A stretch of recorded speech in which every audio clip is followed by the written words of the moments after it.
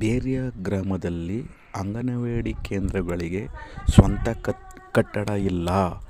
ಸುಮಾರು 4 ಕೇಂದ್ರಗಳಲ್ಲಿ 2 ಅಂಗನವಾಡಿ ಕೇಂದ್ರಗಳಿಗೆ ಸ್ವಂತ ಕಟ್ಟಡವಿಲ್ಲ.